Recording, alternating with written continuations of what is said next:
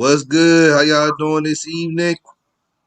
Merry Christmas Eve to everybody out there who's watching this right now. Welcome back to the Forever I Love Atlanta Sports Podcast, the Dun's favorite edition. It's your boy the Dun. I'm here with the hometown supporter, Rashad. What's good, man? Man, what's going on, man? You know me as usual. Let's here to talk some Falcons football and possibly a new era of Falcons football. Let's get to it. Man, look, I'm gonna be honest with you, man. I ain't had no intentions of doing no show today. I'm definitely ain't Uh, doing it tomorrow. I know I'm holding to my word. I'm definitely not doing anything tomorrow. But yeah, hey, I felt we researched a couple of days ago, and I put out a tweet on this as well. I don't know if anybody following me on Twitter. Make sure you go follow me on Twitter at the man called Don. I had put out a tweet with pictures of Matt Ryan wristband, and it was very compelling to me because I knew. Oh, off my computer. All right, there we go. Sorry about that. Yeah, but I found something compelling the other day about Matt Ryan's wristband. Now, I knew this, okay, for a good minute that Mike Mularkey allowed Matt Ryan to have more autonomy with the play calling back then. All right, we moved away from that when he left in 2011 after that 2011 season, and we brought in Dirk, and Dirk was here for a few years, and then everybody got fired, and then we hired Kyle Shanahan. Same thing, Kyle Shanahan. Kyle Shanahan, everybody knows that Kyle Shanahan does not allow any of his quarterbacks to have any power over the play call. Same thing with Sark, and then now we had Dirk Cutter again. What's your thoughts on this topic, Rashad? Before we dig a little deeper into the show. well, I'm glad you brought that to our attention because the one thing I've realized, matter of fact, let me take that back. I mean, when when Mike Mularkey was the offensive coordinator, when Matt Ryan had just came to Atlanta in 2008, he gave Matt like so much autonomy in the offense, man. Because if anybody really paid attention throughout Matt's 13-year career, he's only had a quarterback wristband only 3 years out of his 13-year career. Mm-hmm. Again, going back to Mike Mularkey, he allowed Matt Ryan to have autonomy in the offense. That means if Matt wanted to change plays, if he saw something that he liked, he'd change it. When we got rid of Mike Mularkey in 2011, yeah, after 2011, then we brought in Dirk Cutter. Dirk kind of took away some of those, he pretty much took away some of that away from Matt. And let's be honest, he did have success with Dirk Cutter the first year here when Dirk Cutter came to Atlanta.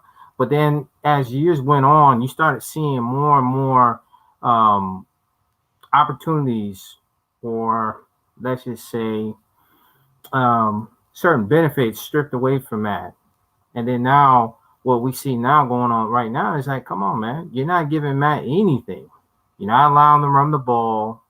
You're just chucking the football all over the place because essentially this is a 95% passing offense. I mean, throughout the season, when have we ran the ball effectively? When? I mean, come on, going back to this game with Tampa Bay. You mean to tell me you only gave Todd Gurley 1 carry? You gave Edo Smith 6 carries? Come on now. But that's just a perfect example of what's culminated this entire season. We don't want to run the ball because we all know when you run the ball, you set up everything. You set up your entire playbook. When you run the ball, you open up your playbook. You can do whatever you want. When you don't run the ball, what's going to happen? The other team sees that. Oh, okay, y'all not going to run the football? Well, we're just going to pin our ears back and we're going to blitz you. We're going to rush the quarterback. And it's going to be a long day at the office. Here's the thing, man. And this is what I've been saying. And I remember in 2000, in 2019 offseason, they said we were bringing back both Dirk and Mike Mularkey. And I said, you know what? We need to bring Mike Mularkey. We need to have Mike Mularkey as OC. Have them be co-offensive coordinators because, teams, they have that. And have Mike Mularkey have more autonomy over the play call and the Dirk, like different down situations. You know how we had it, let's break this down. 2019, the second part of that season, when Dan Quinn was relieved of calling the defense, he focused more on being the head coach. Okay, you had Raheem Morris and Jeff Ulrich. They was both co-defensive coordinators. Jeff Ulrich, he was the first down. He was in charge of the first down and first and short situations, and Raheem Morris was the second and long and third down, responsibilities in that situation. They should have had it somewhere similar like that. First downs and second and shorts, you had Mike Mularkey. Then anything out of that, if it's second and long or third and long, then you had Dirk Cutter. That's what they should have had in my opinion. But they didn't do that. And I remember I said that's the same thing I said now. I said back then. People was ridiculing me saying, "Oh, well, you need to go back and look at that 2017, 2011 NFC wildcard game against the New York Giants." I'm like, okay. People acting like ladies and gentlemen, teams are destined to win rings in a season. When you have a dominant defense like the Giants had that year, no one was stopping them. No one. They ran through every single team that year to win their second Lombardi trophy within the span of 4 years. All right? I mean, let's be honest, man. I mean, when you go back to that 2011 wildcard game against the Giants, man, we weren't going to beat them, man. Especially when you had such a run game with Ahmad Bradshaw and Brandon Jacobs, man. Come on now. You weren't stopping that. Especially with that defense that time, where you had both Justin Tuck, you had JPP. I mean, you had OC.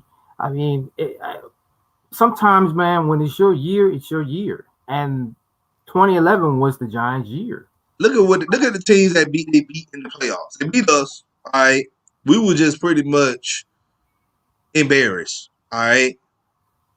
Then they went to Green Bay in Lambeau Field, freezing cold, below freezing. Beat the 15-1 Green Bay Packers. Doggone unanimous MVP Aaron Rodgers. All right. Then they went to San Francisco in the NFC Championship game, who were the favorites to go to a Super Bowl because everybody picked the 49ers to go to the Super Bowl that year.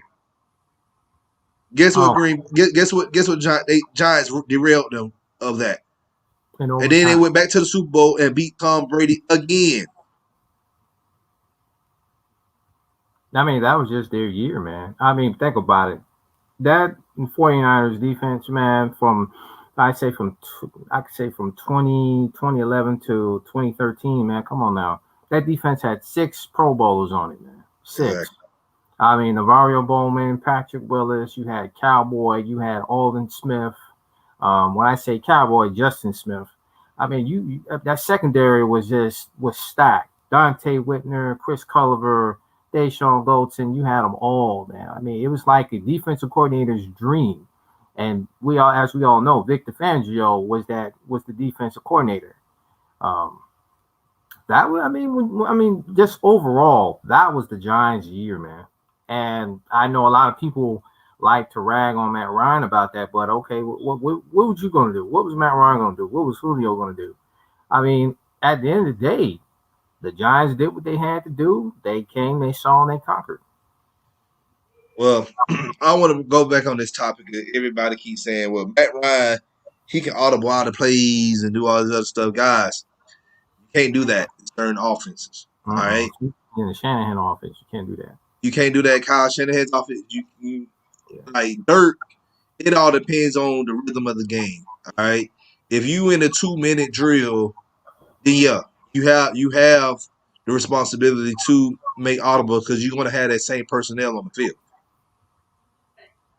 You have the same personnel on the field. You know what audibles you can call. You know what plays you can change out of. It's all about who you have on the field. Sometimes you can get a 2 tight end set.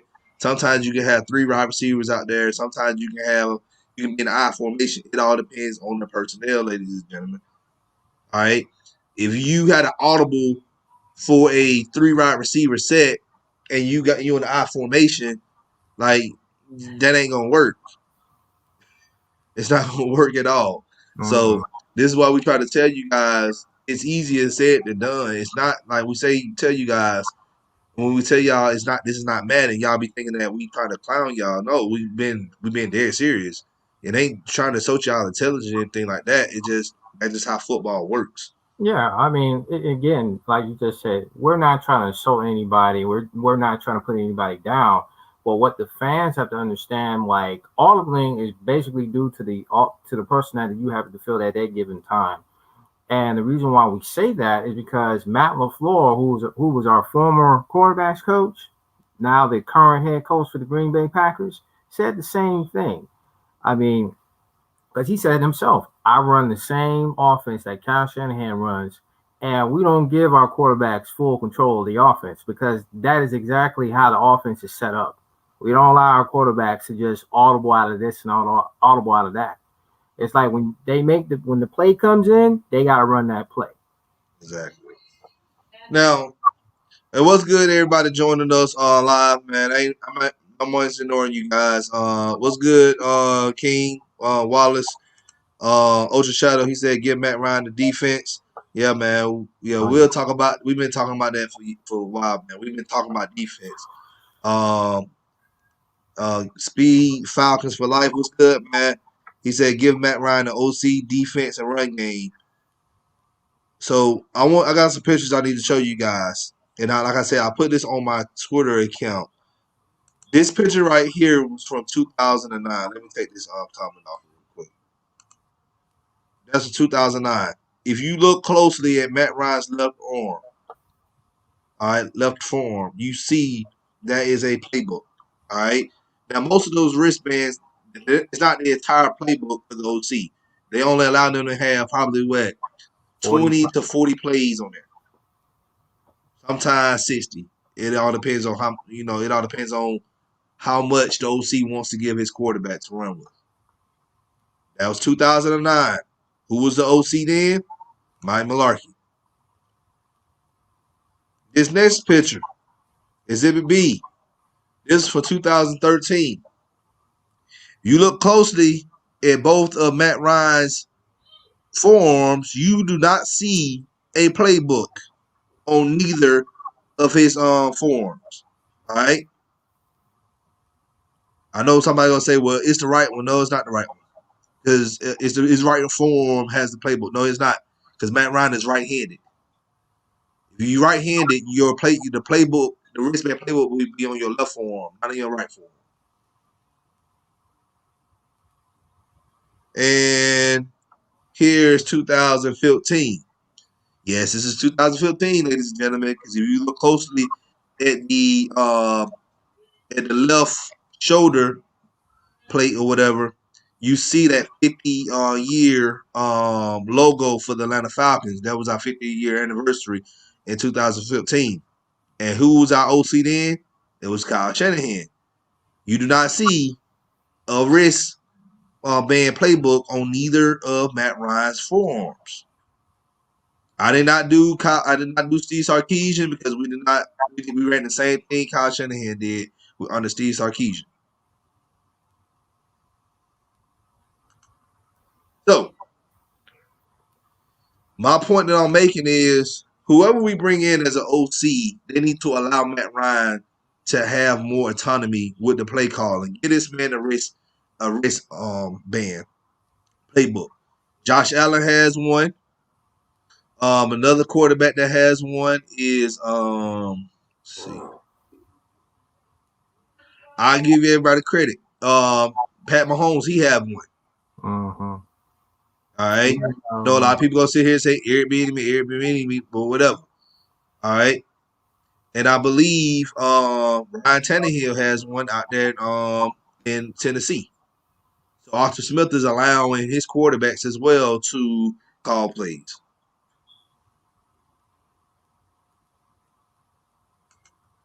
Merry Christmas, JF, man. Merry Christmas to everybody in the chat as well. Merry Christmas to you too, Knight. Wallace said most fans don't understand about the game. Yeah, they really don't. So, going back to what we talking about.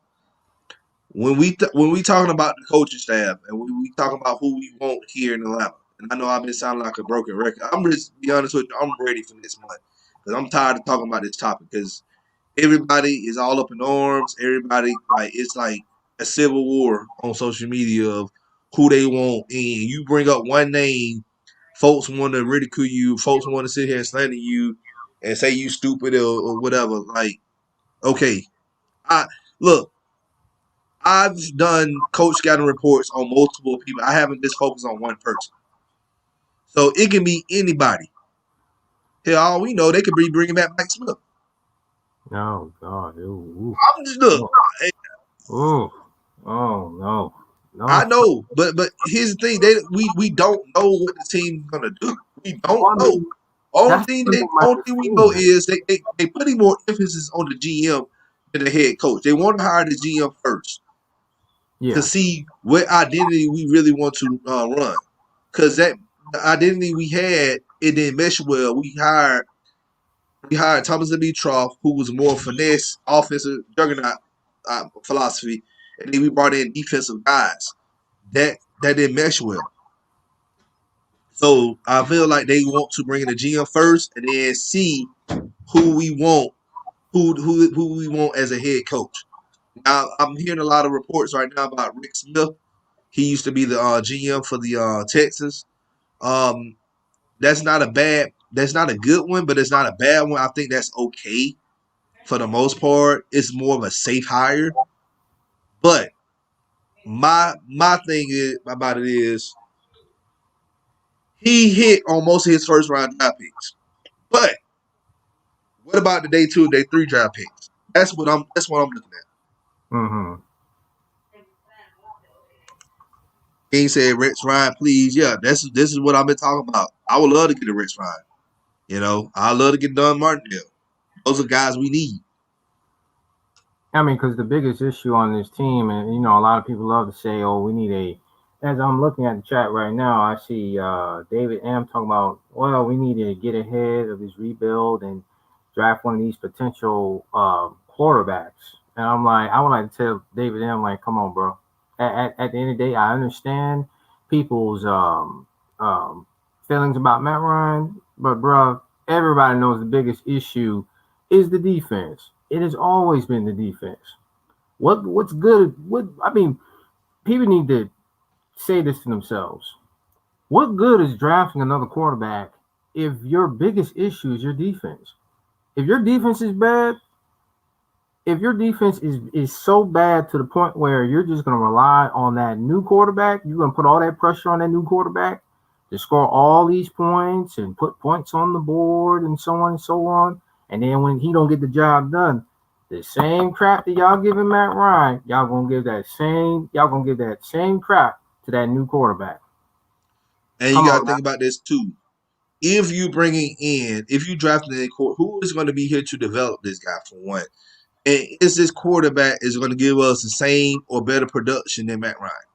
Yeah, I know because everybody keep talking about Zach Wilson, but yes, I seen the game he played in, and he did look good.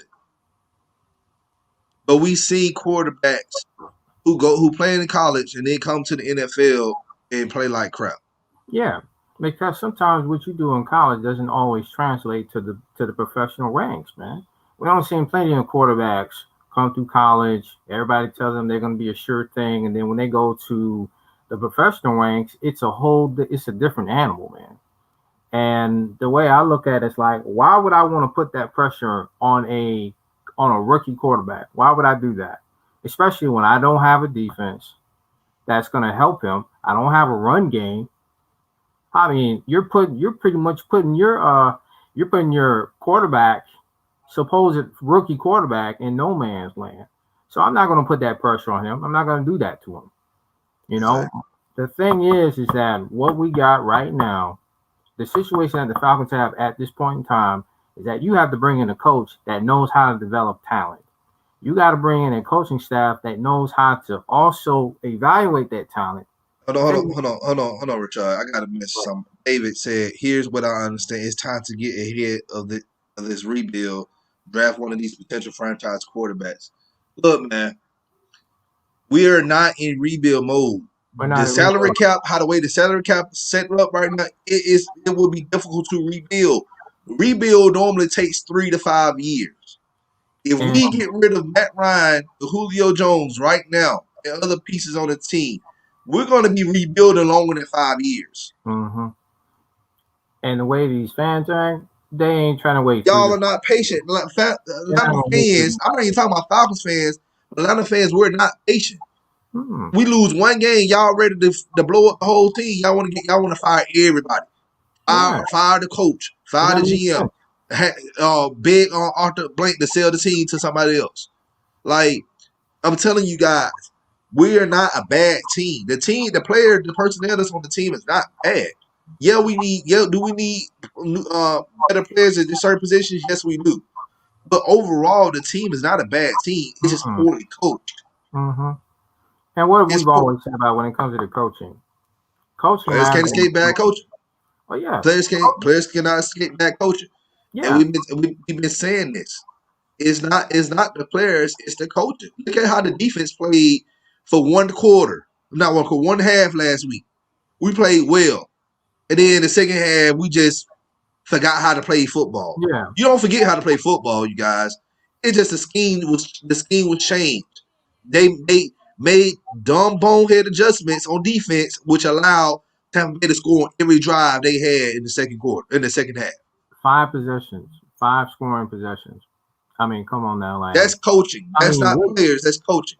because I've never heard of a team that gives up 31 points in a quarter. 31 points. Come on now. And if anybody that knows football, like they say they do, they would go back and look at the game 2 or 3 times instead of just looking at it one time and going by their emotions. What I look at it, when you go back to looking at the game, and one thing I tell people all the time, take your emotions out of it. Please do. It's like that's the number one rule in business. You leave They, emotion at they the can't. door. They can't though. That's the thing, man. But I mean, but hear me out when I say that. Sometimes you have to leave emotion at the door. You have to. What I see when I look at that game, I see a defense that when we're in zone coverage, you're in a zone scheme with man personnel, and you got the DBs 6, 7 yards away from the receiver, and people think you're going to win. Heck, hell no. Why am I going to put my defense in such a bad position? I'm going to have my guys 6 to 7 yards away from the receiver. You know what that quarterback's going to do? Okay, we just going to throw the ball down the flat. We're going to run the ball. We're going to do whatever we want because you have your DBs so far away from the receiver that it's like the quarterback's looking at it like, okay, oh, I'm going to have a field day today. Yes, sir. All right, David just sent another one. He said, "I am a Matt Ryan guy, dude. The Falcons have no money to build a serious defense. This is what smart organizations do. The team, as presently constructed, is not winning anything or of significance. All right, let me lay the pipe bomb on you, okay? And not just you, David. I'm not singling you out. And there's other people who have the same thought process as you do as well. Y'all are more fixated on free agency. Okay, Mm, yes, I understand. We're not going to be able to sign anybody here. But you know what we can do? You bring in a GM, you bring in a great scouting staff, and you build through the draft. You build through the draft. We've seen teams do this all the time. They man. draft these guys. Look at the Vikings. The Vikings draft like they be hitting on their fourth, fifth, sixth round picks. Look at the Steelers, the Ravens. I mean, come on now. I All mean, these teams, I yes. mean, I mean, Joe Horowitz, who is the current director of player personnel, because of him, Ozzy, and Derek DeCosta, they've hit on at least 60% of their draft picks. 60%. I ain't seen another organization make that happen. Come on When now. you hit on those draft picks, man, you ain't gotta worry about free agency. I'm not Other worried than about you just like if you in like you ain't gotta worry about free agency unless it's like it's week 10 or something like that, or before the trade deadline, and you looking real good. You like 6-0 or 5-1, and you got space in your cap. You can probably execute a trade and get somebody just to get you over that hump so you can get into the playoffs and make a good run.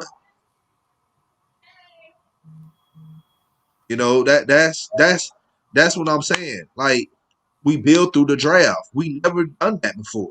We may have a few good picks here and there. I know a lot of people say, "Oh, 2016 was a good draft." Okay, yeah, we got Keanu Neal, we got Deion Jones, and then we got Austin Hooper. Who else we had on that team? Hooper's gone. We don't know what's gonna happen with Keanu Neal.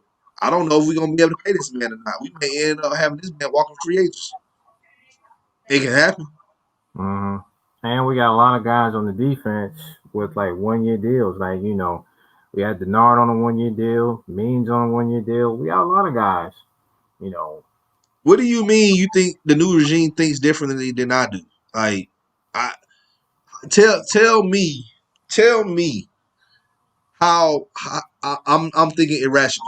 So you pretty much said I'm thinking irrational. How am I thinking irrational? He said free agents are far from my mind. It's all about building through the draft. This is my entire point. We've been saying this. Haven't I been saying this, Rashad? Yeah. I've been I saying mean, that we need to build through the draft. Which other way? I mean, Which other way we going to build? well, because here's the issue, man, about that. But you The, got to, just like, David. I know we got 50 million tied up in two players. You're not going to be able to get rid of these guys. You uh-uh, want to eat up 70 plus mil in dead cap. in their money. That means we're going to be in negative. You're not going to be able to bring in anybody. You barely going to how. And then that's another question. How are we going to sign our draft picks? Because as of right now, currently, the Falcons are, I think minus 27 million projected in Yeah, the 2021 salary cap right now. We're about minus 27 million. And then if you were to trade or, cut Matt Ryan, come on now. Come on now. Next year, y'all want to take nearly, for Matt Ryan, you want to take almost $50 million in dead money? Oh, I think, nah, I ain't doing that. And think about it. The Falcons ain't needing that money. I wouldn't. That, this is that why when we go into this offseason, we're going to be restructuring a lot of people who are on these multi-year deals to make space. Then these first year players, well, not the first year players, the players that's on these 1 year deals, most of them are going to be gone. Most of these guys are going to be gone because you're not going to be able to afford them. So you're going to have to draft. You're going to have to pretty much hit on every draft pick. And we got players like Kaminsky, Davidson, and all those guys. Those guys going to have to step up in 2021 because who are we signing? We got guys like Dante Fowler on the deal that we should have never gave money to, but guess what? We got to hey, play them. you We got to got to bite play that them next bullet, year. man. I mean, you're talking for Dante Fowler. You're talking about 3 years, $45 million, and didn't get hasn't got, we haven't got much of anything from Dante Fowler on that, man. And Yeah. that kind of goes back to our former general manager who always used to overpay players to come to Atlanta. I mean, if we want to go down that rabbit hole, I mean, when we talk about the defense, man, when we talk about the draft picks that we've gotten on defense over the years, I mean, come on now, from '08 till right now before he was let go, we've only had two guys during that span, during that entire span that have been actually good. And that was Corey Peters and Grady Jarrett. Everybody else flamed out. Now, Mm-hmm. let me take that back. You had Vance Walker, but he didn't do anything until he went to Denver. He went to Denver, got with the right coaching, got with the right organization, and what happened? He won a Super Bowl with Peyton Manning in Super Bowl 50. I tell people all the time, it's all about coaching, man. It's all about the culture. If you don't have the right culture, the right coaching, the people in the scouting department that know how to scout and evaluate talent, and then you have the coaching staff that takes that talent and groom it and develop it and put these guys in position to win, you ain't winning. That's been our problem here in Atlanta, man. We've had people in here that don't know how to scout and evaluate talent. We haven't had the coaching staff that knew how to take that talent, groom it, and develop it, and make an impact for our football team, man. Well, when I tell people about when it comes to our defense, when's the last time we had somebody on our defense that had the same impact as Julio Jones? Not near a Falcon fan can give me that. They can't even give me a name. Now they could say, well, we got Grady, we got Debo, blah, blah, blah. But I'm like, okay, if you take those guys away, who else? Before those guys were even drafted, who else can you tell me made an impact just like Julio Jones makes an impact on offense? They don't, man. That's the Nobody. thing. And I got a question right here. Speed Falcons for life. He said, y'all think we should trade Julio for picks and rebuild the defense? You can't trade him right now, man. You trade him, you're going to use some dead cap as well. We just got to look, keep what we have for now. I don't think you have an out for him to after, I think, 2022. We make a trade him after that season, and then you can get some picks to defense. Like I said, we have good players on defense. It's just the issue with his pass rush. Yeah. And And I that's and I and I really feel that Isaiah Oliver is not a bad player. I just feel like he's in the wrong.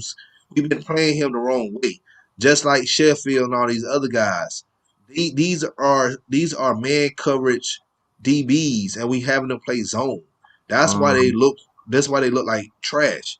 they look If you out of bring place. somebody in and they play to their strengths, these guys are going to look so much better. You seen it in the first half last week with Isaiah Oliver and Kendall Sheffield. They played so well. And the Travis said, "What's Miller?" Travis said, "Why people still talking about rebuilding?" I don't know, man. You keep them, and David said, "You keep them for one more year and do what you have to do for the remaining 2 years." I never said cut Matt Ryan. Restructuring is what killed the team in the first place.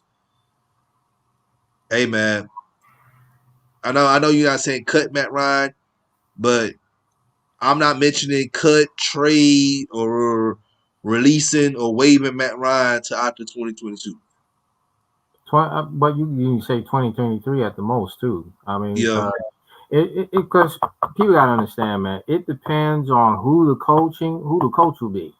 Because if the coach can bring in the right people, the right OC, the right defensive coordinator, and let's just say again, Matt Ryan has a crazy year like he did in 2016 and 2018, which a lot of people don't like to bring up. He had a quote unquote MVP year that year, but what happened? The team was garbage. No defense, not much of a run game, not much at all. And that goes back to coaching, man. I mean, come on now. Anybody's in the chat, man. Come on now.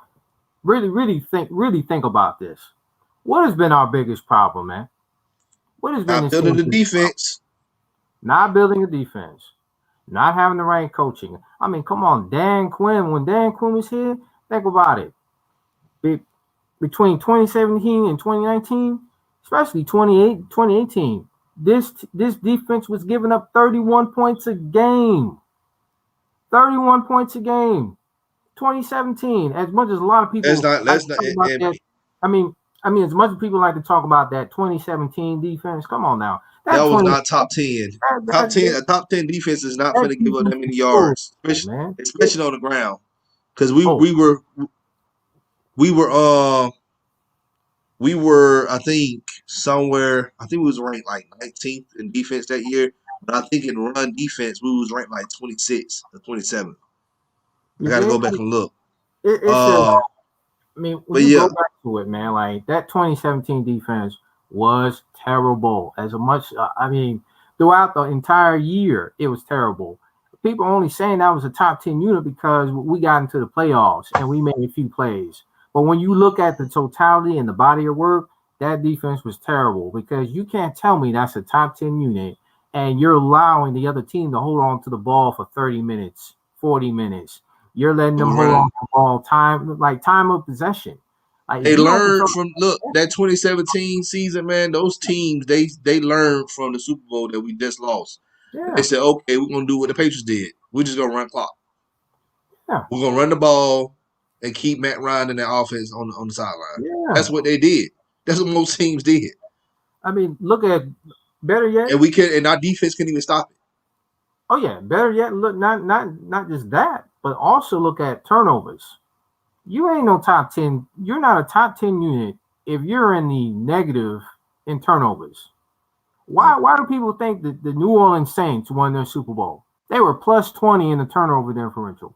They had an average defense. Their Plus defense 20. wasn't top 10, but they was like average. I think they was like 14th or 15th in the league. Yeah. But it was like I think top 5 in turnover, getting turnovers. That's damn good, you know. David said, "Here's my point, and I'm out. You get the young quarterback on the roster when you can. Let him sit for a year or two. Here's my thing, you guys, and I said this last night. Why are we so fixated on drafting a quarterback in this upcoming year's draft? Y'all acting like there's not gonna be any more quarterbacks coming out of the draft in the next upcoming years. There's always gonna be quarterbacks coming out. I understand people say, well, this gonna be the only last time we gonna be picking it early in the draft.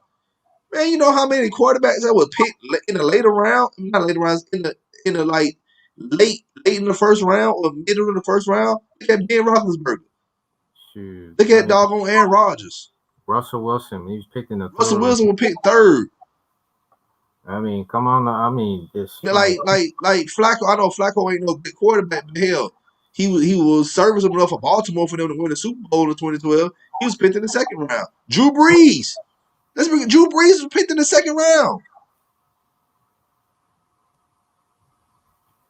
funny how people forget about that. Tom Brady was picked in the sixth round. Like y'all gotta stop acting like it's the end of the world if we do not pick a quarterback at the spot we gonna land at in 2021's draft. There's always gonna be quarterbacks. Always gonna be quarterbacks coming out of the draft. I'm gonna Oh, be hyped over somebody else next year. Oh man, we need to draft this person. Every year, mm. oh man, we need to draft this person. I People don't always believe in that. Like, I'm not like, gonna have a quarterback sit for 2 years. That's too much money we paying somebody just to sit on the bench. We can be using that pick to get a playmaker, a potential playmaker on defense. and that's the thing about it, man. It's just that I'm not gonna have a quarterback that I just drafted sit on the bench. I'm not gonna pay this man $20 million to sit on the ride the pine. I'm not doing that. I mean, then again, what you just said, when you look at some of the quarterbacks that are going to be coming out in the next, I say maybe 4 to 5 years. I mean, you got the kid Brock Vandagriff that just committed to Georgia. You got Arch Manning coming out in a few years. I mean, you got a lot of these quarterbacks that have potential that are coming out. It's just the biggest issue is the defense. It's the defense. And Speed Well, Falcons for life, I get what you're saying. Our secondary is 31st in the league, but that's the problem. When you don't have a pass rush, it's going to make your secondary look horrible, and especially the type of scheme that you're running. The scheme we running the cover three. And with a cover three, you have to have a dominant pass rush. We don't have that. So I don't even know why we've been playing it from the get go.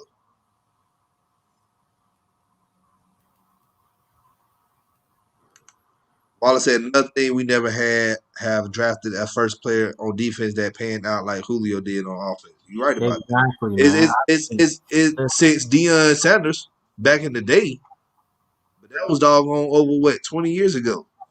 Well, 30 years ago. I'm sorry. I'm showing my age now. Yeah, 30 years ago. So that's the thing.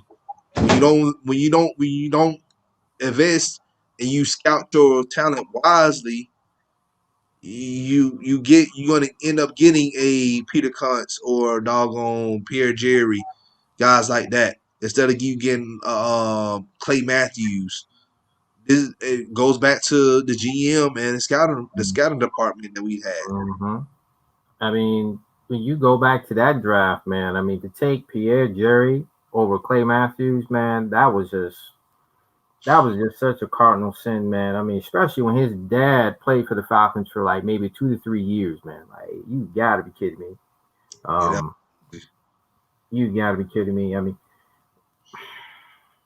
yeah. David said, "I don't want to beat the Browns. Perhaps they are still looking for their quarterback, but we have a quarterback. We're not the Browns. The problem with our team is, I see us as the 19 late 80s, early 19 late 80s, 90s Miami Dolphins. You got a good quarterback, but you can't. You refuse to get this man any help. That's man, what the Dolphins had. The Dolphins had Dan Marino, but they refused to get his man the defense. They get his man the run game, which he retired without winning a ring.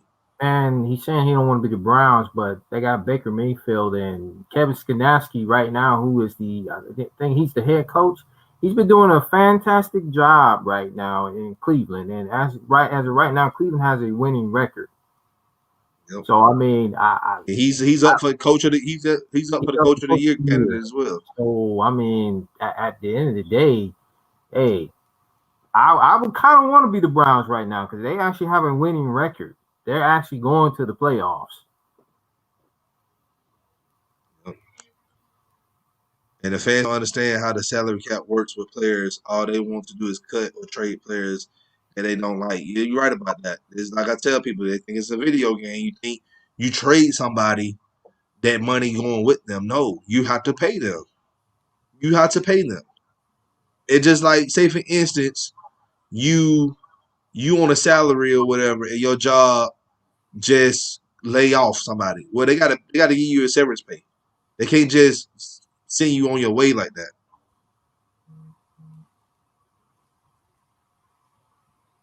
And David, I agree with you on this. The defense has been small. This is why we've been saying that we need, if we go into a 3-4, we need to draft a good big old defensive tackle as a one tech or nose tackle. All right, and have him pretty much shore up that interior on that defensive line so he can eat up 2 or 3 blocks and to Yeah, keep our linebackers clean. I mean, I agree with him on that. I mean, the problem is when you look at the Falcons defense is that they've been too light in the pants for too long. A lot of guys that we've had up front have been undersized, man. And when they're going against guys on the opposing offensive line, and we're talking guys that are 6'4", 6'5", 300 plus, and you trying to rush against that? No, it's gonna be a long day at the office. Hold on, Travis. I'm about to bring you in, man.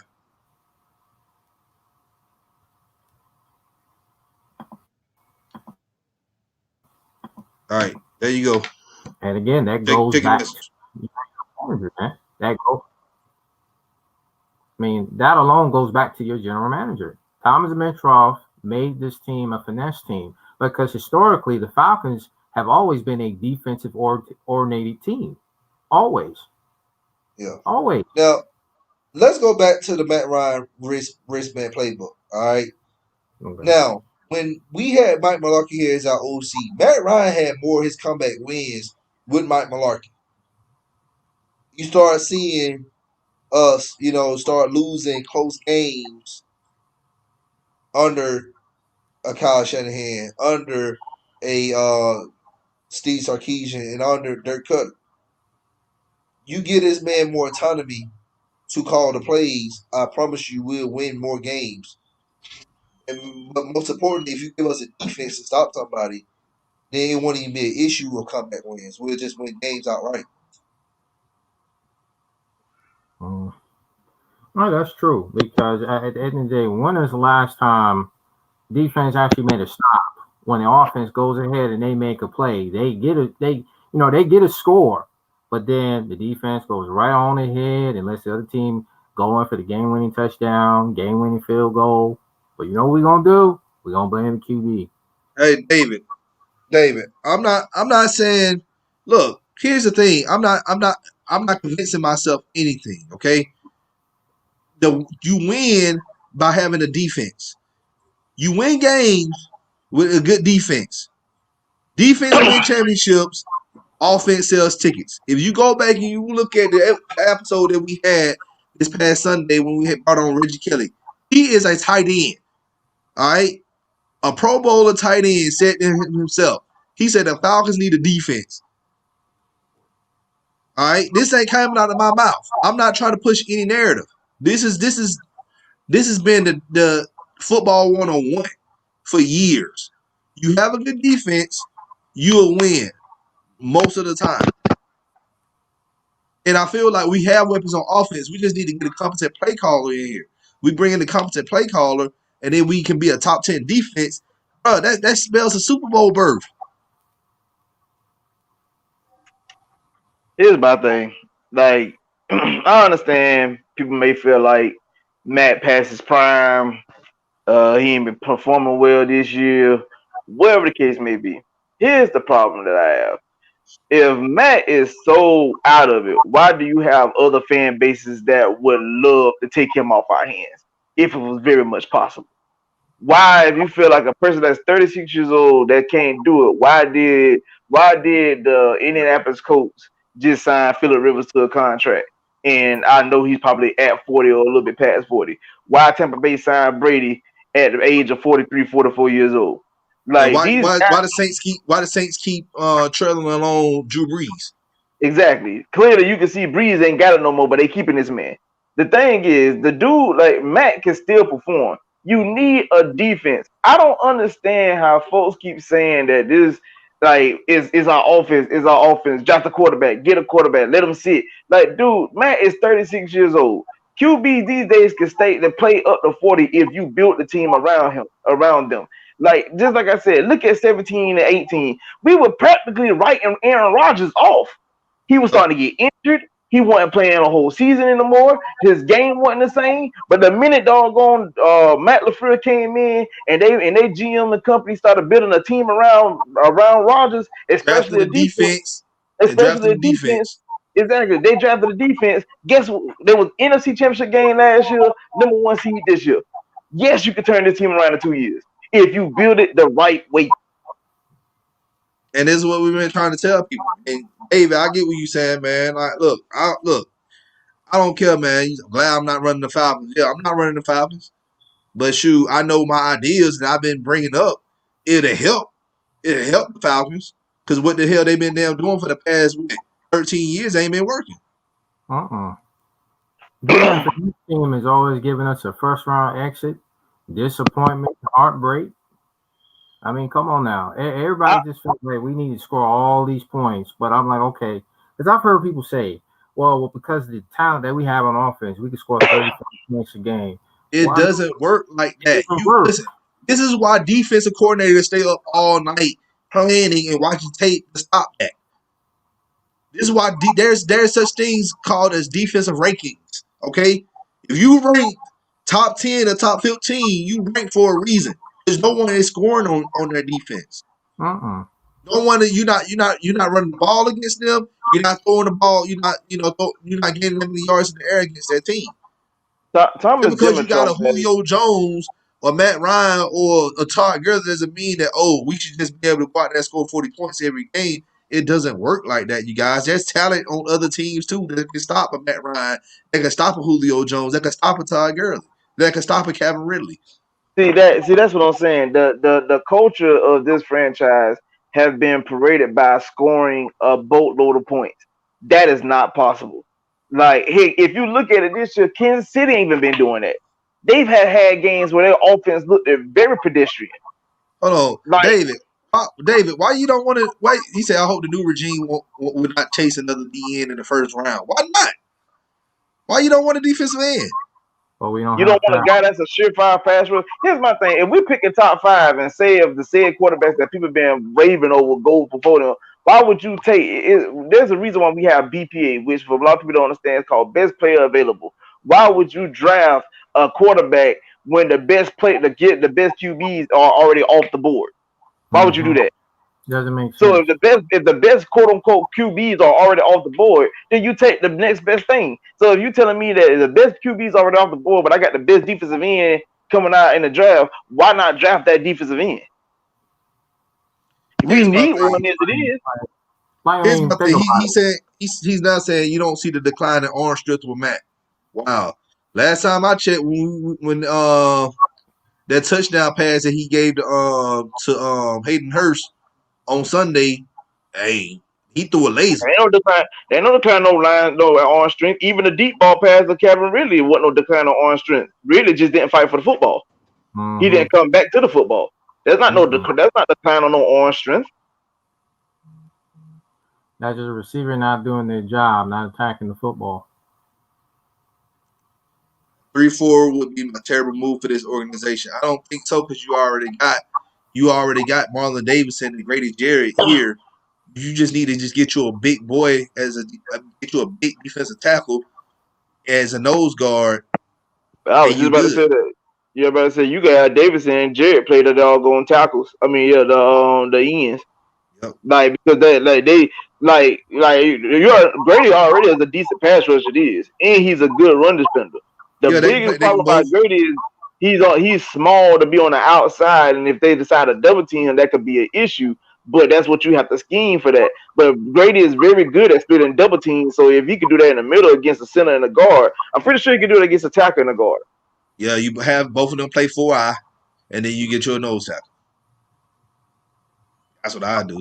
That's the main thing. You just need a bigger body in the middle. You need somebody that's about 6'5", weighing 320 or better. That's it. That commands double teams. Because truth be told, you already got one outside linebacker in doggone Foye Olakun in the 3-4 defense. Really, truly, Foye can play. He's interchangeable. He can play the inside. He can play the inside and the outside. Exactly. That's not true historically. They started off that way, but it morphed into an offensive organization. Started with the dope of the run and shoot. Even back when we had our first Super Bowl run in '98, we were still a defensive minded. We was a defensive. We were number 4 that year. We were 4th in defense that year. We were top 5 in 02. We always been a defensive team. That's been our identity. We slowly moved away from that when we drafted Vic. And then when we definitely I wouldn't even say that though, because we were still kind of like a defensive team when we drafted Vic. Yeah, so we were still we were still like one of the better defenses in the league. Yeah, but when we definitely moved away from it, because you started seeing the draft picks, how they were. You drafted Jenkins, you drafted Roddy White. You go into we drafted Jamal Anderson in 07, I believe. But you bring in Thomas and Mitrov, and that's when the identity of the team just really showed this. Boom, we're offense. We're offensive minded. We're offensive juggernaut now. And now you're saying this is not hate for Matt Ryan. Please don't associate me with that. You keep missing the point. No one said that you hate Matt Ryan. I never said you hate it. But the point that you're making is invalid. Like, why would you want to draft a quarterback in the first round and have him sit 2 years or year or 2 years behind Matt Ryan, and you know the other side of the ball is struggling even worse in your offense? And then you're paying that quarterback between what, 12 to 17 mil a year just to sit on the bench? That doesn't make any sense, man. People look at Kansas City and they see the team like, well, when they put Patrick Mahomes in, you see what happened for them. But y'all forgetting, but Kansas City been making the postseason. They was making the postseason. That lets you know that their team was already completed. They just needed a quarterback to get them over the hump. Voila, Patrick Mahomes fell in their lap. It's simple math. Like, they was already making the postseason. They had the receiving core. They had the defense. They just needed a quarterback. Yeah, for the Falcons, we got the quarterback. For the Falcons, we got the quarterback. We just ain't got the defense. Or the running. They were making playoffs every year before Pat Mahomes got there. It's just when they got in the playoffs, they only could go so far with Alex Smith. So that's why they drafted Pat Mahomes. That team was already complete. Quarterback was their missing link. We have way more holes than that. We got to get a coaching staff, and we got to build a competent defense, especially in that front. On that front, that front is abysmal. Just have to call it for what it is. Mm-hmm. They can't consistently stop the run, and they definitely can't get after the pass. I mean, after the quarterback. And that's Oh, been the Falcons' biggest issue, man. Because think about it, you drafted two DEs in the first round that were essentially number twos, man. You never drafted a true blue number one pass rusher, and that has been the issue. Because I mean, Chuck said this 15 years ago. What is the three highest paid positions in the NFL? The quarterback, the one who protects the quarterback, the one who the one who goes at the quarterback, which is the pass rusher. Those are the three highest paid positions in the NFL. in the Super Bowl year, their identity was run the football and keep the defense off the field. Dan knew the defense was weak. Yeah, but at the same time, we got to stop giving our defense a pass and stop just sweeping it on the rug. And like, this is what we want. We want Matt Ryan and his offense to score 80 points a game, and and the defense just do enough just to make a stop and pray It they make just a stop. doesn't make sense, man. It Go ahead, don't, LaTravis. man. Yeah, Like, let me say this because what he just said, he was like they ran the football because Dan Quinn knew the defense was weak. This dude he got the job because he was the DC of the Legion of Boom. So you, as a defensive minded coach, was supposed to be the reason why the defense is supposed to improve. If you knew the defense was weak and it continued to be weak under your watch, what does that say about our coaching staff? Trash. And this is why I said that Dan Quinn was never proven. You look at a guy like Sherman McDermott, the head coach at Buffalo. He came from Carolina as a DC. Look what he did to Buffalo. Built them a defense. Hired a good coaching staff. Hired him an OC that will develop Josh Allen, which he did. And they pretty much in the playoffs. Potentially should go deep in the playoffs this year. With the Falcons, we did the same thing. We not drafted. We brought in Dan Quinn. He built the coaching staff pretty much after the second season after that Super Bowl run. None of those guys were here anymore. I mean, plus to go back to the 2016 season, when you go back and look at that team, man, yeah, we had a historic offense, but our defense was 27th in the league that year, man. You're Y'all not do realize winning. Go ahead.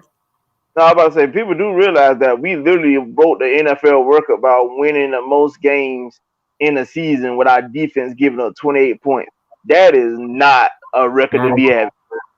that is not good at all. That's terrible because even David just before said, that Super Bowl, guys, he said hypothetically, find us some money to build a defense that season that can win at a high level. Once again, if you draft well, you get you some more pieces on the defense. You get some playmakers that can come in, not make all Pro Bowl or rookie of the year, but just serviceable enough to start. All right. But the ultimate thing is you bring in a coach who can develop these players. You bring in a Let me coach say this who can too. put these guys in the best position to succeed. We never had that coaching staff. We haven't had that coaching staff like uh-uh. that since a Dan Reeves back in the day. Dan Reeves Let and me Wade Phillips. let me say this because like you brought up Dan Reeves and Wade Phillips. Like people do realize because he said like let's see if we can build a defense that get like I guess you looking for superstars. When you look at that O2 defense, that team went that they didn't have no superstar. Like Uh-uh. Keith Brooks was very known. He made second team all pro that year. And yeah, I think Patrick Kearney had a good season. I don't even think Patrick Kearney even got voted to the Pro Bowl that season. But he had a Terrible. dang good season. But that defense in totality was good. They was great. It was a top five unit, but they wasn't no all pros and pro bowlers, like full of them. They just played well collectively. That's what you need. They need to play well Mhm. collectively. And Wade Phillips put those guys in position to make plays. I mean, the problem is we just had coaching staff that didn't put our players in position to make plays. And at the end result was we got sent home early or we took a loss. Trust me, Brady Smith wasn't no all pro player. Matt Stewart wasn't no all pro player. Ed Jasper, Ellis Johnson, none of those guys. But they played well collectively.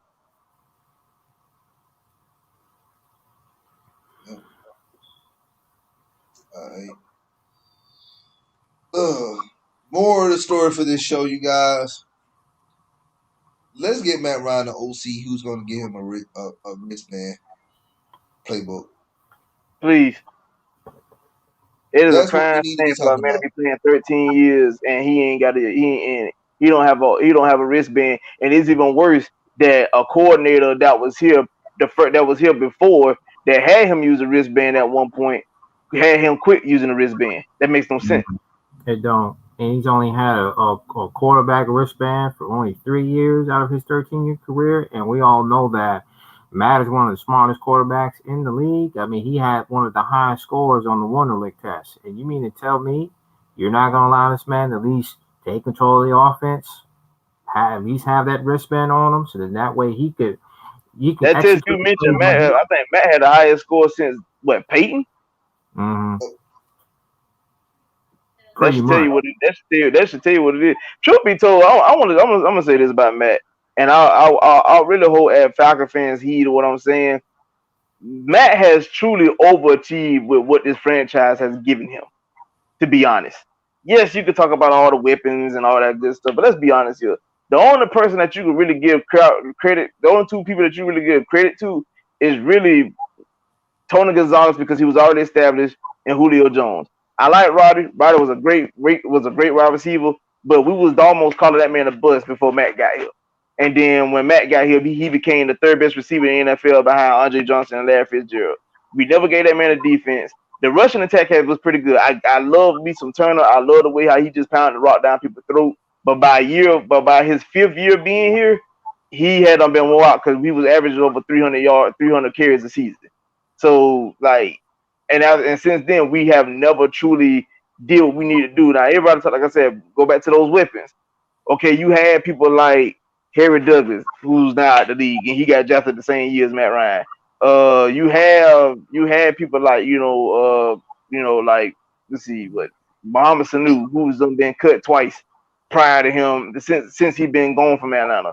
Michael Jenkins. Um, Michael Jenkins, who like had his best statistical season in his career came with Matt Ryan's rookie year. You had people like Darius Johnson catching passes. You had people like Taylor Gabriel, who has Taylor Gabriel even signed to another team this year since he got cut by Chicago. He got a Yeah, whole contract, and I have not heard from that man since. I heard he opted out, but I could be wrong. But You know what I'm saying? So it's a lot of stuff that go in there. A lot of people talk about Matt Ryan and all these weapons, but a lot of these cats do not be good when they leave here. Look at Austin Hooper. Trash season up there in Cleveland, and Cleveland They, got a winning record. they got a winning record.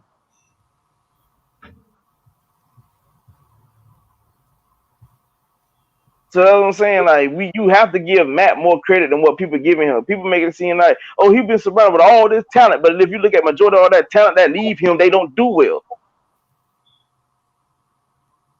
It's Matt. Same with the OCs.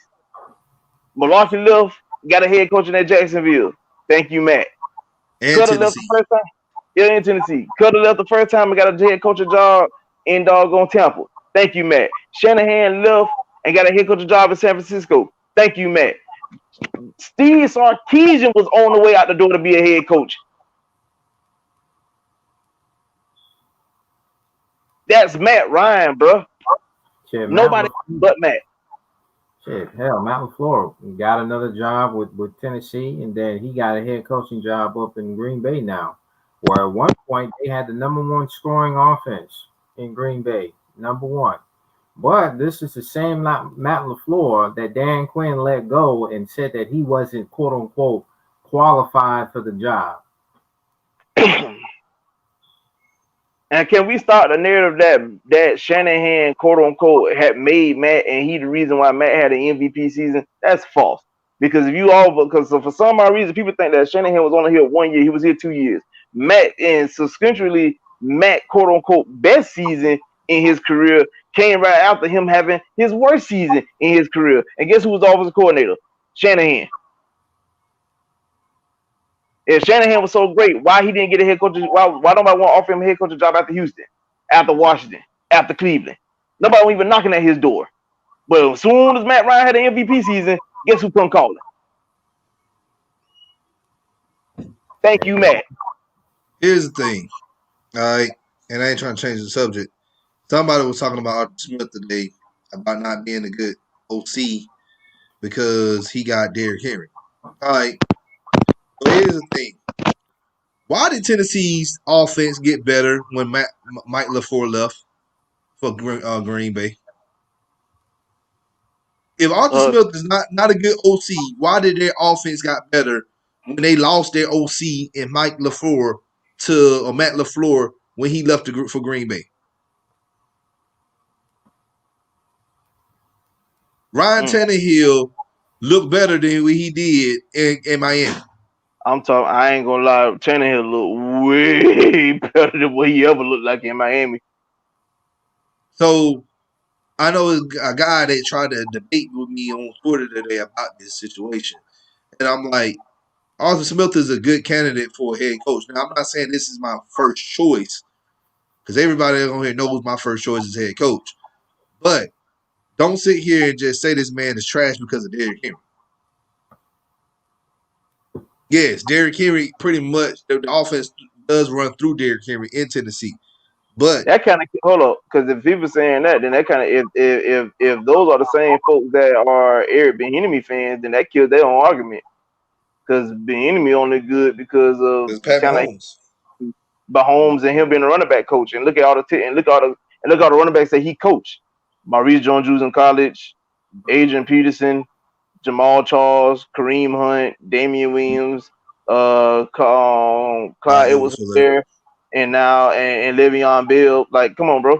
And now as an OC, you got Patrick Mahomes, which you're not even calling the plays. Andy Reid is. So if you saying that Arthur Smith is not good, then you pretty much debunked your argument for Eric Bieniemy. Well, no, he didn't like Eric Bieniemy. He said he likes Brian Dapple from Buffalo, which is good. That's a good pick. But I like Brian Dapple as well. Anybody make Josh Allen the Pro Bowler, then you can't afford him. Exactly. Now the issue I'm looking at as is they're a pass heavy team. And the issue I'm having with that is he has to bring him a coordinator in who wants to run the ball. So, which I'm pretty sure he will make. He's been around 2 Hall of Fame head coaches, so I'm pretty sure he'll if he gets hired as a head coach, he will hire somebody who's more of a run first type of OC. Yeah. Because we have as of right now, we still have an OC that essentially just chucks the ball all over the place. The offense that we're running is essentially a 95% passing offense, and you can't win that way. Hell, not at all. Look what happened with Tampa Bay when your quarterback is 39. I think it was 39 for 46. 356, 3 touchdowns and no picks, and you only give Todd Gurley 1 carry, 1. Ito Smith 6 carries. And this man has literally dismantled Todd Gurley's career, man. Oh yeah, he ruined it. Like you gonna sit up here and you gonna tell me you do not know how to use Todd Gurley? You got to be freaking kidding me! You sit up here saying that Ito Smith is your primary running back. Oh, but that's the funny thing. You're saying but Travis, you can't hear nothing you saying, man. You're saying that Ito's a starting running back, but you have Quandre Allison that has been inactive all season, and he's a big body running back, and you're not using him. You're not using him. But that's what I'm saying. With Ito, you telling me that this man here, like, I like Ito, and this ain't no diss to him, but you telling me that this guy is our leading back? Ito Smith is our leading back over Todd Gurley. Like this, if you told somebody this, if you told anybody this, and without them knowing the sport, or if they just do the players, they'd be looking like, how to where Ito Smith became the starter over Todd Gurley. That goes to show you how bad our offensive coordinator is. Yeah. Or just coaching overall, man. Because come on now, for someone that like Raheem Morris that is trying to get this job, even though we all know he's not getting it. Like, you're not going to check your offensive coordinator saying like, yo, we're making Ito the starter. but we have Quadri Allison that's been on the inactive list for damn near the whole season, and we're not going to use him. As always, man, coaching matters in this league. It will always matter in this league. When you have bad coaches, you ain't winning. You don't have a defense, you ain't winning. It's even more wild because look at this past Sunday's loss. Seeing a beat writer, he's legit because he has a check mark by his name on Twitter. But a beat writer for the Tampa Bay Buccaneers mentioned about Brady not playing good football or whatever, something like that. And the fan was like, "I just seen this tweet, but are you saying that Brady is trash?"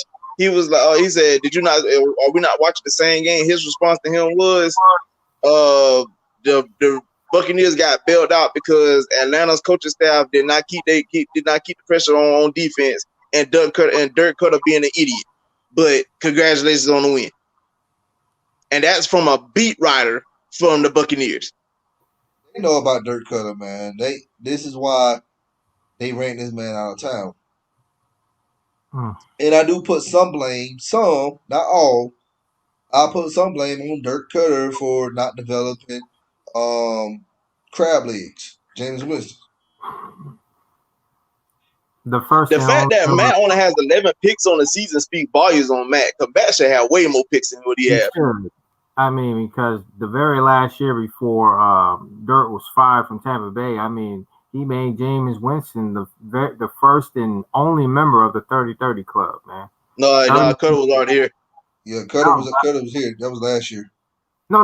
But I'm just saying, but for you to make one quarterback a member of a club that nobody else would join, the 30-30 club. What we saying is Cutter was here last year when Crablehead did that. He wasn't the OC there. Yeah, he was the OC last in 2018. But even then, he was still throwing picks. Mm-hmm. Yeah, that's true. So 30 touchdowns and 30 interceptions. Man, oh my God, that. But like you said, like literally a bunch of Tampa Bay Buccaneers fans said Sunday they was all right with the win, but it was like they was like the only reason why we won because Cutter was an idiot. Like he did not run the football, which is the reason why we would have to get rid of him. Because they had Doug Martin as a running back, and they didn't right. use it, man. And not only that, yeah, they drafted OJ Howard. Didn't even use the guy. Didn't use him. They drafted this man in the first round, and you didn't utilize this man. Is he even on the team? That's not. I know he's still there, but still, like they never used this guy. This is why I say he never used his tight ends. He never used his running backs. Yeah, he used his tight end. The only tight end he used well was Tony Gonzalez. You had to use Tony Gonzalez. Mm-hmm. I mean, when he was in Tampa Bay, I mean, the only tight end that he ever used up there was Cameron Brate. That was about it. But you had a surefire tight end and O.J. Howard, and just like he was just there. Like you didn't use him. But yeah, he don't want to use Austin. I'm not Austin. Well, you don't use Hayden Hurst, but be calling up plays for doggone Luke Stalker. They don't. Oh yeah, man. God. Oh my God. Oh. I ain't never, as long as he was in Tampa, I ain't never seen him run a 3 tight end set like that. But he get to Atlanta, he run a 3 tight end sets. Mm-hmm. Shit. When's the last time he used Jaden Graham, man? Like Jaden Graham, I haven't heard his name at all this season. Not one time. This is ridiculous overall. Straight ridiculous. Hayden Hurst should have been getting ready to be voted up in the Pro Bowl this year. That's how much talent that man has. But instead, he's not. He's been underutilized. Hey, you stay with laughing right with you, dog. It's hilarious, man. I mean, you have all this talent and you're not utilizing it. We have an offensive coordinator that's just—it's like he's living in the 1990s, man. Like he's like this is like 1995, and we're just gonna continue to throw the ball everywhere and not run the ball. I mean, but hey, I'm even back then, because defenses were more aggressive. If we would have played this type of style of offense back in the mid-90s, Oof. Oh no. Ooh, yeah. They was aggressive. They could push off and do all that back in the day. That's a fact. All right, let's go ahead. Hey y'all, appreciate y'all joining the chat. Two of my hometown supporters, appreciate y'all coming on. Once again, let everybody know who y'all are. Oh. But you know me, man. You know the Travis LT. Y'all know me. Been seeing me. Some of y'all don't follow me on Twitter. If you don't, go ahead and shoot the follow button at wordplay_kid26. All right. You guys can catch me on Facebook. My name is Rashawn Chapman. You know, I'm just your average Falcon fan that loves to talk Falcons football. I'm passionate about this team. I'm just hoping with this new general manager and head coach that we can finally start winning again, man, and hopefully get a Super Bowl, man, because I can tell you, the comments I get from other teams, the other, fans from other teams, man, when they won that first Super Bowl, man, that's the one thing that they'll never forget. Because I've had, conversations and I've said to people, I wouldn't care if the Falcons had consecutive Super Bowls or won consecutive Super Bowls. As a fan, you will never, ever, ever forget that first Super Bowl. You never forget it. Because the ones after that don't even matter. It's always that first one that you always remember. All right. Appreciate y'all coming on. Everybody watching live, appreciate y'all watching live on this Christmas Eve edition of the Don's Favor. Hey, I'm about to get out of here. I'm about to go play Santa Claus for my nieces and nephews. I ain't giving out no gifts. I'm broke. I'm gonna get them some Krispy Kreme donuts. So hey. So, but anyway. Hey man, hey, with the way the cost of living is, how these prices is, but it's hard to be selling these days. But hey, bro, started telling your kids, they be like, "What you got? What Santa brought me? Oh boy, you hit that light switch over there. That's what he got you for Christmas, son."